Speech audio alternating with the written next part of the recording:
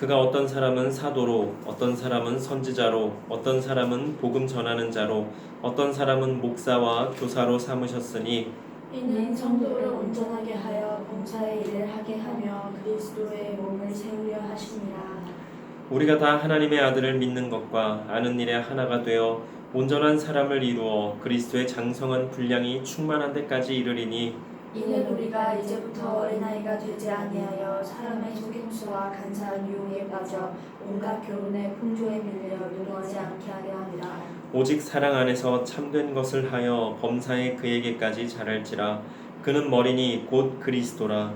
그에게서 몸이 각 마디를 통하여 도움을 받음으로 연결되고 결합되어 각 지체의 분량대로 역사하여 그 몸을 자라게 하며 사랑 안에서 스스로 세우느니라. 그러므로 내가 이것을 말하며 주 안에서 증언하노니 이제부터 너희는 이방인이 그 마음에 허망한 것으로 행함같이 행하지 말라. 그들의 총명이 어두워지고 그들 가운데 있는 무지함과 그들의 마음이 굳어짐으로 말미암아 하나님의 생명에서 떠나 있도다. 그들이 감각 없는 자가 되어 자신을 방탕에 방임하여 모든 더러운 것을 욕심으로 행하되 오직 너희는 그리스도를 그같이 배우지 아니하였느니라. 진리가 예수 안에 있는 것 같이 너희가 참으로 그에게서 듣고 또한 그 안에서 가르침을 받았을진데 너희는 유혹의 욕심을 따라 썩어져가는 구습을 따르는 옛사람을 벗어버리고 오직 너희의 심령이 새롭게 되어 하나님을 따라 의와 진리의 거룩함으로 지으심을 받은 새 사람을 이루라. 그런즉 거짓을 버리고 각각 그 이웃과 더불어 참된 것을 말하라. 이는 우리가 서로 지체가 됨이라. 분을 내어도 죄를 짓지 말며 해가 지도록 분을 품지 말고 마귀에게 틈을 주지 말라. 도둑질하는 자는 다시 도둑질하지 말고 돌이켜 가난한 자에게 구제할 수 있도록 자기 손으로 수고하여 선한 일을 하라. 무릇 더러운 말은 너희 입 밖에도 내지 말고 오직 덕을 세우는 데 소용되는 대로 선한 말을 하여 듣는 자들에게 은혜를 끼치게 하라. 하나님의 성경을 근심하게 하지 말라. 그 안에서 너희가 구원을 알까지 이 지식을 받았느니라. 너희는 모든 악독과 노함과 분냄과 떠드는 것과 비방하는 것을 모든 악의와 함께 버리고 서로 친절하게 하며 불쌍히 여기며 서로 용서하기를 하나님이 그리스도 안에서 너희를 용서하신 것 같이 하라. 그러므로 사랑을 받는 자녀같이 너희는 하나님을 본받는 자가 되고 그리스도께서 너희를 사랑하신 것 같이 너희도 사랑 가운데서 행하라. 그는 우리를 위하여 자신을 버리사 향기로운 제물과 희생 제물로 하나님께 드리셨느니라. 음행과 온갖 더러운 것과 탐욕은 너희 중에서 그 이름조차도 부르지 말라. 이는 성도에게 마땅한 바니라. 누추함과 어리석은 말이나 희롱의 말이 마땅치 아니하니 오히려 감사하는 말을 하라. 너희도 정녕 이것을 알거니와 음행하는 자나 더러운 자나 탐하는 자 곧 우상 숭배자는 다 그리스도와 하나님의 나라에서 기업을 얻지 못하리니 누구든지 헛된 말로 너희를 속이지 못하게 하라. 이로 말미암아 하나님의 진노가 불순종의 아들들에게 임하나니. 그러므로 그들과 함께 하는 자가 되지 말라. 너희가 전에는 어둠이더니 이제는 주 안에서 빛이라. 빛의 자녀들처럼 행하라. 빛의 열매는 모든 착함과 의로움과 진실함에 있느니라. 주를 기쁘시게 할 것이 무엇인가 시험하여 보라. 너희는 열매 없는 어둠의 일에 참여하지 말고 도리어 책망하라. 그들이 은밀히 행하는 것들은 말하기도 부끄러운 것들이라. 그러나 책망을 받는 모든 것은 빛으로 말미암아 드러나나니 드러나는 것마다 빛이니라. 그러므로 이르시기를 잠자는 자여 깨어서 죽은 자들 가운데서 일어나라. 그리스도께서 너에게 비추시라 하셨느니라. 그런즉 너희가 어떻게 행할지를 자세히 주의하여 지혜 없는 자 같이 하지 말고 오직 지혜 있는 자 같이 하여 세월을 아끼라. 때가 악하니라. 그러므로 어리석은 자가 되지 말고 오직 주의 뜻이 무엇인가 이해하라. 술 취하지 말라. 이는 방탕한 것이니 오직 성령으로 충만함을 받으라. 시와 찬송과 신령한 노래들로 서로 화답하며 너희의 마음으로 주께 노래하며 찬송하며 범사에 우리 주 예수 그리스도의 이름으로 항상 아버지 하나님께 감사하며 그리스도를 경외함으로 피차 복종하라. 아멘. 오늘 말씀의 제목은 내 마음대로입니다. 내 마음대로. 내 마음대로 물음표. 가끔 TV나 라디오에서 혹은 책이나 어느 글에서 온 우주에 우리가 살고 있는 지구와 같은 곳이 또 없겠냐라는 이야기를 하곤 합니다.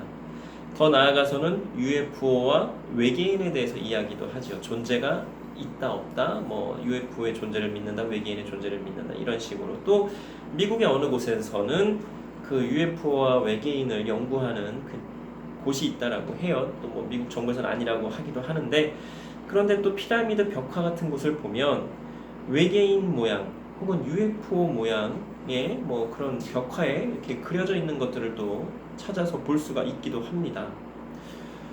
UFO의 존재가 있느냐 없느냐는 정확히 모르겠어요. 왜냐하면 뭐 어떤 영상에 보면 정말로 그 미확인 비행 물체, 확인할 수 없는 비행 물체들이 이렇게 떠다니는 걸 보기도 해요. 근데 늘 그런 영상을 보면 어때요? 사진이나 다 흐릿해요. 정확하게 뭐 찍혀 있는 게 없어요. 어쨌든 있다 없다가 중요한 건 아닌 것 같아요. 중요한 것은 우리 그리스도인들의 경우는 어떠냐, 이게 중요한 거죠.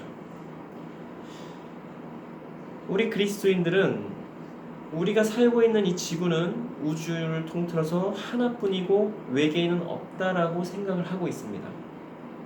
이유는 간단하죠. 왜 그래요? 성경에 나와 있지 않기 때문에. 그리고 또 어떤 분들은 이렇게 이야기하기도 해요. 우리가 지금 우주보다도 더 모르는 부분이 있는데 우리 지구 안에 존재하는 어떤 지역을 우리가 잘 모른다. 우주보다도. 그 지역이 어디예요? 바다입니다. 어느 정도 깊이의 바다는 우리가 연구를 하고 알 수가 있지만 아주 깊은 그 바닷속은 사람이 들어갈 수도 없고 뭐 기계를 어떻게 잘 해서 들어간다고 해도 그 압력 때문에 뭐 아무튼 그 깊은 바다는 연구를 제대로 할 수가 없다라고 이야기를 합니다. 그래서 우리가 간혹 뭐 뉴스나 뭐 이런 걸 보면 정말 큰 오징어, 정말 큰 갈치, 그리고 우리가 처음 보는 해양 생물들을 경험할 때가 있어요. 그래서 어떤 분들은요, 지금 우주를 연구할 게 아니라 우주보다도 더 급한 게 우리와 함께하고 있는 그 바다, 아주 깊은 바닷속을 연구하는 게 먼저다라고 이야기하는 분들도 계십니다. 며칠 전에 그 어떤 글을 읽었는데 궁창과 관련된 글이었습니다. 뭐 노아의 방주와 관련해서 이제 궁창 뭔지 알죠? 하늘 위의 물, 하늘 아래의 물, 둘째 날 하나님께서 창조하신 그 건데, 그 글에 달린 댓글들을 보았습니다. 댓글들이 아주 가관이에요. 궁창이 말이 안 된다부터 시작해서 성경은 가짜다, 사기다, 뭐 그런 댓글들이 쭉 달려 있는 겁니다. 그도 그럴 수밖에 없죠. 그런데 성경이 진짜로 가짜입니까? 천지를 창조하셨다고 하는 이 우주 온 만물과 뭐 천지 만물을 창조하신 하나님의 창조 역사가 가짜입니까? 일단은 보류해 봅시다. 진짜인지 가짜인지는 일단은 뒤로 해보고, 그러면 진화론자들이 말하는, 그리고 일부 과학자들이 말하는 빅뱅에 의한 현재의 우주와 지구의 탄생은 그럼 진짜입니까? 우리가 이걸 아주 깊이 생각해 봐야 돼요. 진지하게. 진화론은 예전에도 말씀을 드린 적이 있지만 신은 없다고 하는 무신론의 바탕을 둔 이론이라고 말씀을 드렸습니다. 창조론은 하나님이라고 하는 절대 유일신의 바탕을 둔 유신론이고요. 이 둘의 시작은 너무나 달라요. 왜요? 신은 있다, 신은 없다로 시작하기 때문에 교합 지점을 찾을 수가 없는 거예요. 네. 어떻게 좁혀지지도 않아요. 이 간격이 늘 계속 시작이 너무나 다르기 때문에, 확연하기 때문에. 진화론을 이해하기 아주 쉬운 예를 한번 들어보면 이런 거예요. 돌멩이 하나가 있어요.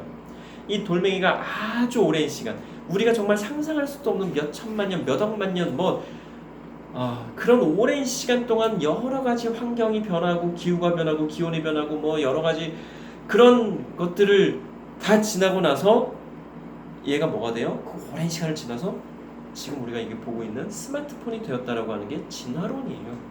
쉽게 이야기하면. 믿기가 참 어렵죠. 그런가 하면 무신론자나 비기독교인들이 보기에는 창조론도 말이 안 되는 건 마찬가지일 겁니다. 그렇죠? 내가 믿음이 없어요. 하나님에 대해서 모르기도 하고 하나님을 믿지 않아요. 그런데 하나님이라는 그 신이 모든 천지 만물을 창조했다고 이게 믿어져요? 그렇게 뭐 누가 얘기를 하면 그게 정말 그럴까 이런 의심이 들지 그게 믿어질까요? 그런데 어떤 분들은 이야기합니다. 특히 과학자분들 중에 많은 것 같은데요. 과학적으로 이 지구와 모든 여러 가지 연구를 하다 보면 결국 우주나 지구나 사람이나 동물이나 이 천지 만물은 창조가 아니면 설명이 안 된다라고 이야기를 합니다. 자신들도 처음에는 빅뱅에 의한 뭐 그런 오랜 시간 동안에 의해 지나면서 뭐 그 인류의 조상이 무슨 원숭이 비슷한 그런 것들이 이제 아주 오랜 시간이 지나면서 이렇게 사람의 모양으로 변했다라고 하는 진화가 됐다라고 하는 그런 진화론을 믿었었는데 그게 진짜인 줄 알았는데 계속해서 더 깊이 연구해 보다 보니까 그게 아니라고 하는 걸 깨달았다고 하는 거예요. 그러면 결론은 무엇이냐? 창조라고 하는 것을 알게 되었다라고 하는 겁니다. 그래서 실제로 과학자분들 중에 기독교인으로 개종한 경우가 상당수가 있다라고 해요. 무신론은 신이 없다고 가정하는 것이 아니고요. 사실은 신이 없다고 믿는 하나의 종교입니다. 유신론은 신이 있다고 믿는 종교이고 말이죠. 만약에 진화론을 학교에서 계속해서 가르친다고 한다면 창조론도 가르쳐야 하는 거예요. 진화론은 종교가 아닌데요. 좋습니다. 그렇다면 창조론도 종교가 아닌 진화론이 말하는 가정하에서 창조론도 가르치면 되는 거예요. 믿음적인 부분 빼고. 그런데 진화론을 주장하는 사람들 그리고 진화론을 유지하려고 하는 사람들은 그렇게 하지 않으려고 할 겁니다. 왜요? 그렇게 되면 무엇이 사실이고 진짜인지가 밝혀지고 알려지게 될 테니까. 그렇기 때문에 진화론자들이 창조론에 대해서 가르치는 것을 허하지 않는 거예요. 예수님 이 땅에 언제 다시 오셔야겠습니까? 한번 생각해 봅시다. 예수님 언제 이 땅에 다시 오시면 좋겠어요? 내일이요? 정말로요? 하나님께서 정하신 때에, 그렇죠? 하나님께서 예정하신 때에 예수님께서는 오실 겁니다. 그 누구도 모른다가 정답이에요. 이건 정답이에요. 그런데 어떤 사람들은 그 기준을 자신에 맞게 기준을 만들어 놓고 이때 아니면 저때 혹은 그때 뭐라고 이야기를 하기도 합니다. 뭐 생각을 이렇게 하거나 추측은 할 수 있죠. 이때쯤이면 오시겠다. 이때쯤 오시면 좋겠다. 그런데 생각보다 많은 사람들이요. 지금은 안 오셨으면 좋겠다. 예수님 지금 당장 오시면 안 돼요. 그렇게 안 됩니다. 뭐 이렇게 할지도 모르겠어요. 왜? 예수님 없이도 너무나 잘 먹고 잘 사니까. 그리고 또 죄송한 말씀이지만 속된 말로 예수 팔아서 잘 먹고 잘 사는 인간들도 적지 않기 때문에. 그런데도 많은 사람들이 그게 거짓이고 가짜이고 잘못된 것인 줄을 모른다고 하는 거예요. 혹은 안다고 해도 그게 대수냐? 그게 뭐 어때서? 라고 이야기하기도 합니다.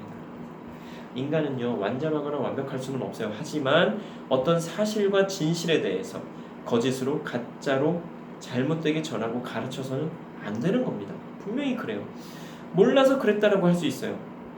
나도 그렇게 배워서 그게 전부인 줄 알았는데요. 그게 진짜인 줄 알았는데요. 그런데 그게 핑계가 되고 변명이 된다라고 생각이 되십니까? 내가 배운 게 전부라고 생각하는 것만큼 교만하고 잘못된 게 없어요. 내가 배운 게 정말 이제까지 배운 게 진짜인지를 계속해서 확인해야죠. 그리고 또 새로운 여러 가지들을 공부하고 배워나가야죠.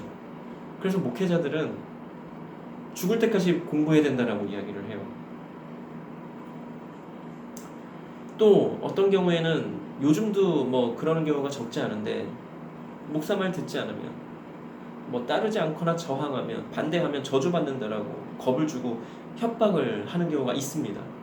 그런데 어떤 분들은 그런 것에 정말 겁을 먹고 정말 그럴 줄로 생각하고 따르는 분들도 계세요. 그래서 나중에 저는 정말로 너무 겁이 나서 어쩔 수 없이 따랐습니다 라고 하는 그 변명도 통할까요?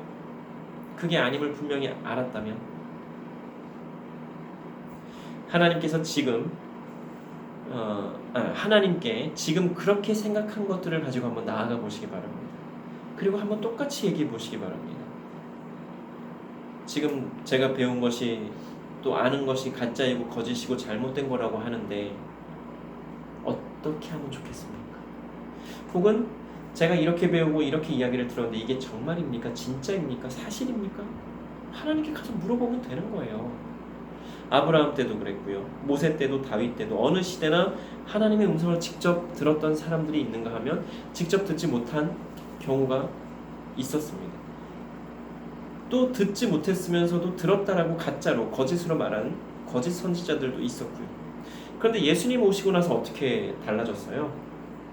직접 만나주고 계시지 않나요? 누구나 하고 구약시대나 신약시대 성경에서 나오는 그 시대만 보아도 딱 특정한 인물들만 만나주신 것 같아요. 그런데 신약시대 예수님 오시고 나서 그리고 지금 현대 뭐 신약시대하고 비슷한 것 같지만 많이 달라요. 뭐 사도 바울을 만나주신 것을 봐도 그렇고 예수님 승천하시고 나서 오순절 성령 강림으로 제자들과 기도하며 기다린 사람들을 만나주신 것을 봐도 그 폭이 조금 더 넓어졌다라고 해도 될 것 같습니다. 현대에는 그럼 어떻게 만나주시는가? 어떻게 만나주세요 우리를? 성경 말씀을 통해서. 이 성경이 보편적으로 보급되고 난 후부터는 그리고 누구나 성경을 읽을 수 있게 된 후부터는 성경을 통해서 누구나 만날 수 있게 되었다라고 하는 거예요. 종교 개혁 전만 해도 어땠다고요? 사제들만 성경을 읽을 수가 있었어요. 그리고 알려주는 대로만 성도들은 듣고 배울 수가 있었고 직접 성경을 읽거나 직접 하나님께 나아가는 것 금기시했단 말이에요. 종교 개혁 이후에는 어때요? 우리가 직접 하나님 앞에 나아갈 수 있잖아요.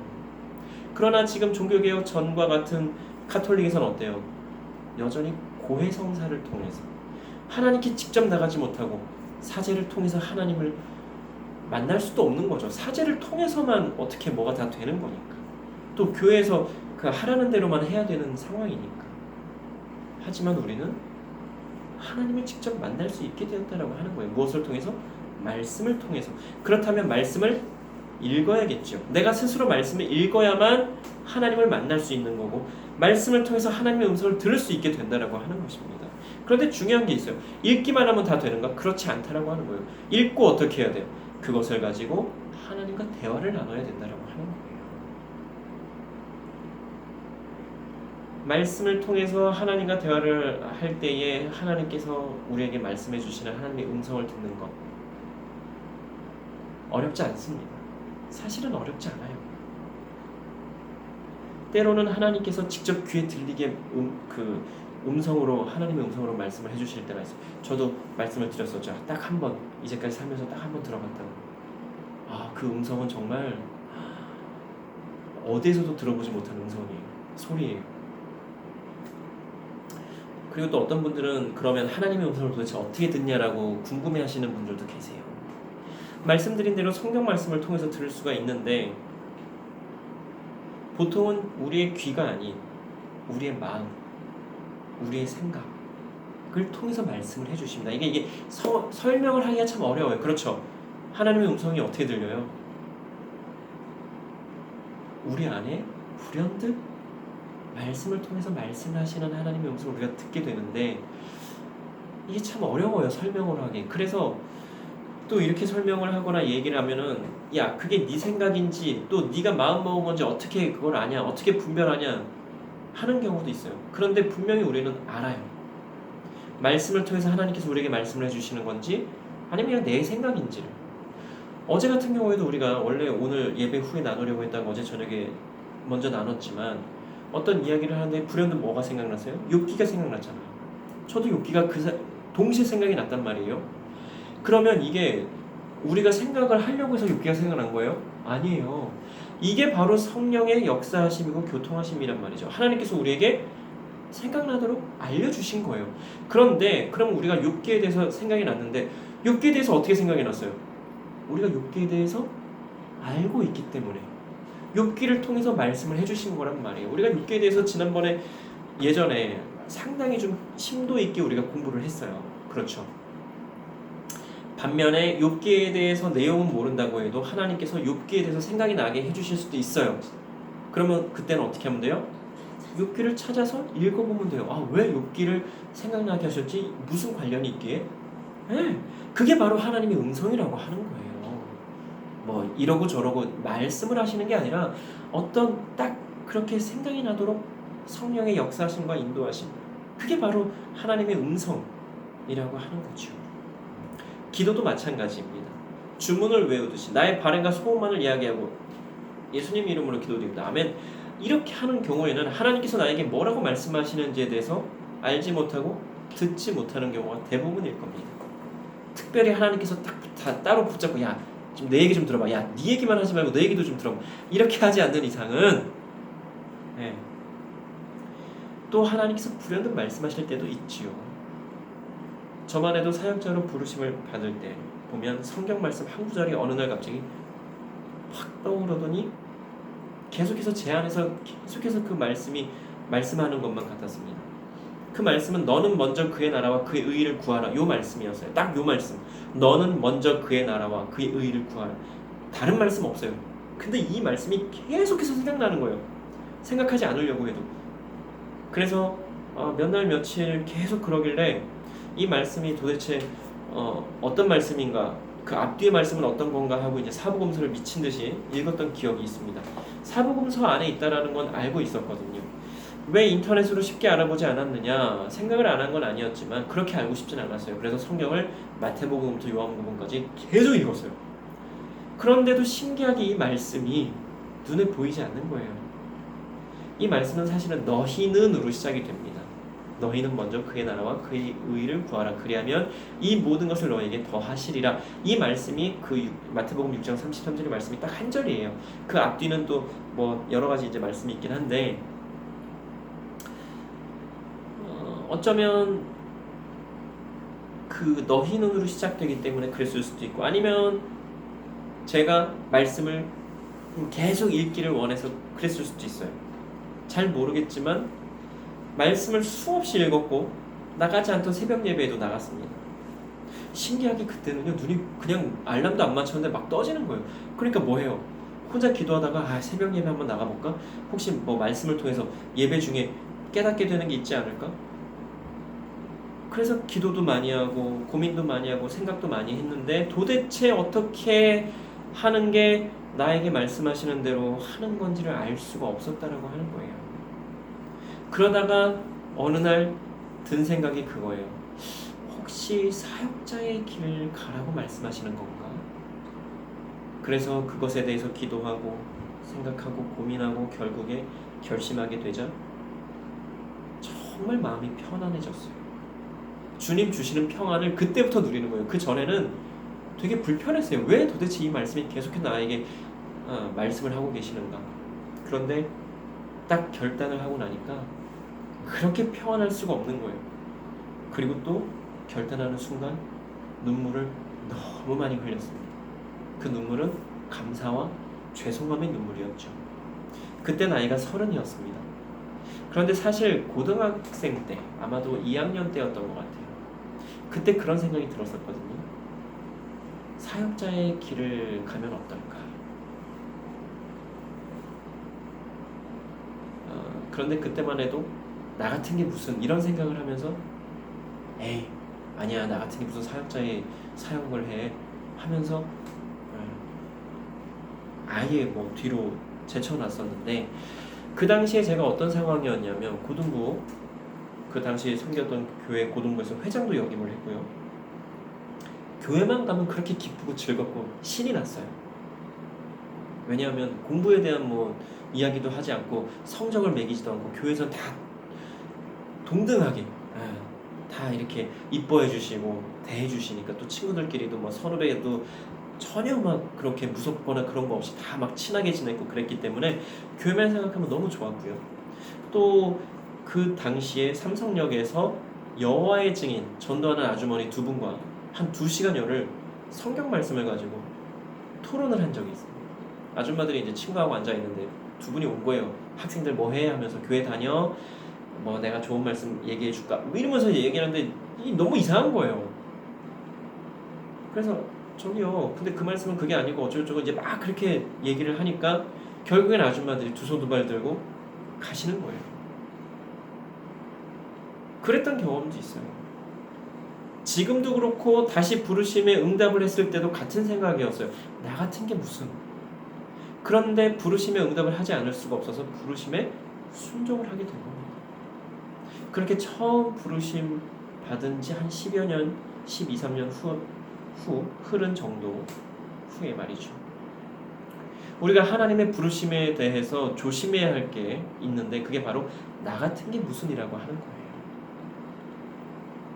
지금 상황이나 나의 여러 가지 과거나 현재의 모습을 보면 그렇게 생각할 수도 있지만 성경을 통해서 하나님께서 어떤 사람들을 부르셔서 어떻게 사용하셨는지를 보면 나 같은 거 역시 하나님께서 부르셔서 다듬으시고 성령의 능력을 힘입어 하나님의 부르심에 맞게 부르심대로 살 수 있도록 인도해 주심을 우리가 볼 수 있다라고 하는 거예요.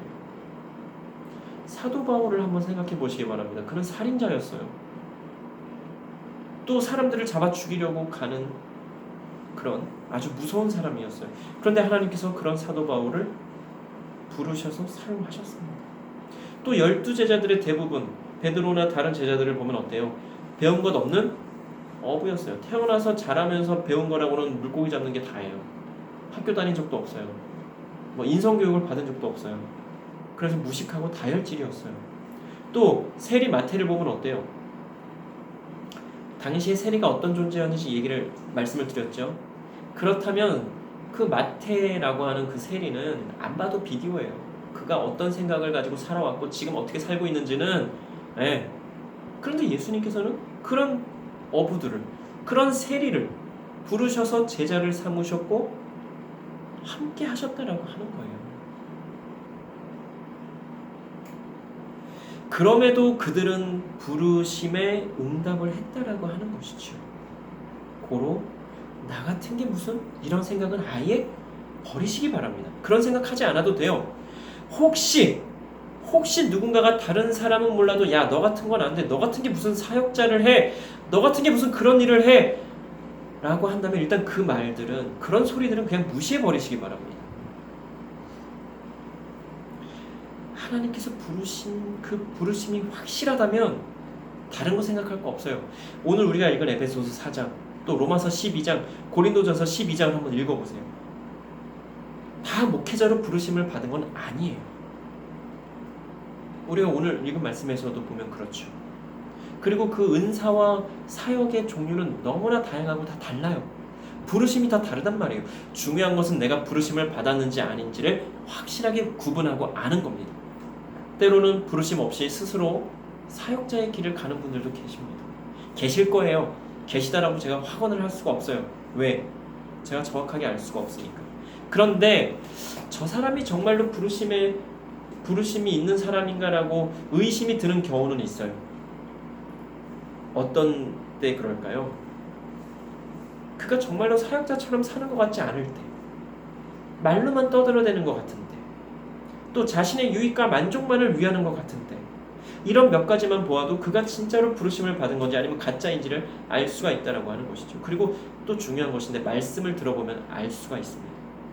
저 말씀이 진짜로 받아서 전하는 말씀인지 아니면 베낀 건지 이것저것 짜집게 한 것인지, 그리고 자식 자랑하고 정치 얘기하고 자기 얘기 자기 자랑하는 거는 말씀 축에도 들지 못하고 들어보면 딱 알아요. 아, 저거 아닌 것 같은데. 예전에 어떤 책을 읽는데 여러 책에서 보았던 좋은 글귀들과 내용들이 다 들어있는 거예요. 그 한 책에. 그래서 너무나 반가웠어요. 이거 내가 다 아는 거고, 야, 이 좋은 말씀들이 어떻게 여기 다 있지? 그런데 신기하게도 그 좋은 말들, 그 내용들의 출처가 어디에도 없었습니다. 분명히 그분이 처음으로 그 책에서 한 말이 아닌 것 같은데 도 불구하고 말이죠.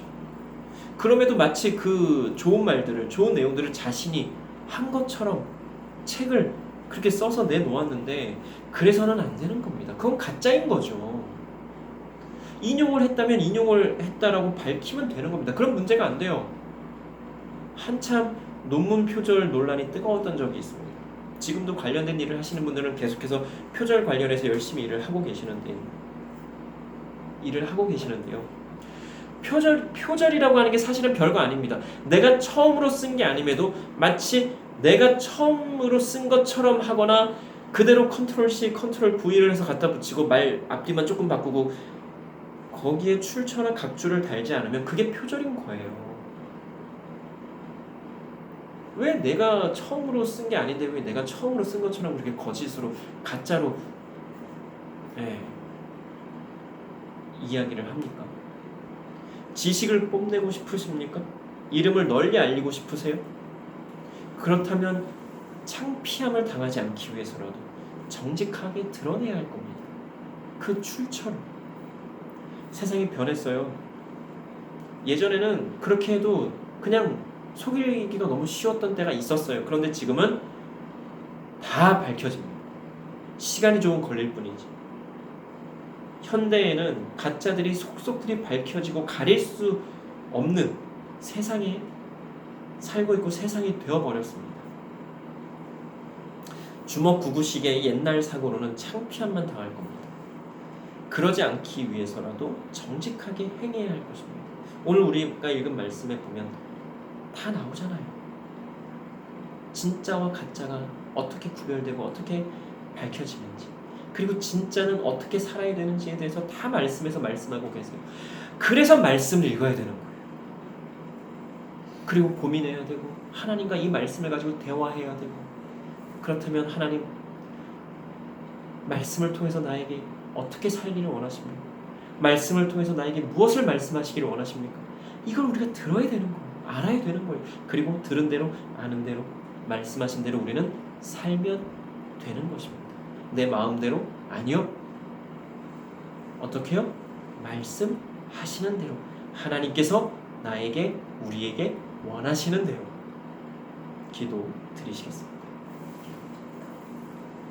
사랑과 은혜의 하나님, 참으로 감사합니다. 오늘의 귀한 말씀을 통해서 또한 우리가 그리스도인으로서 어떻게 살아야 되는지 깨닫게 하여 주시고 다시금 생각하게 하여 주시니 참으로 감사를 드립니다. 하나님, 우리가 너무 쉽고 편하게만 살려고 할 때가 많습니다. 그냥 좋은 게 좋은 거지. 뭘 그런 걸 문제를 삼아. 하나님, 그러나 무엇이 진짜이고 가짜인지에 대해서 우리가 분별할 수 있게 하여 주시고 가짜에 속지 말게 하여 주시옵소서. 악한 자들과 악한 일들에 함께하지 말게 하여 주시고 악한 자들을 멀리하며 악한 일들에서 벗어날 수 있는 우리가 되게 하여 주시옵소서. 달콤한 유혹이 다가온다고 해도 그 모든 잘못과 거짓과 악함에서 우리가 벗어나게 하여 주시고 그 모든 유혹들을 뿌리칠 수 있도록 하나님 인도하여 주시옵소서. 감사드리며 예수님 이름으로 기도드립니다.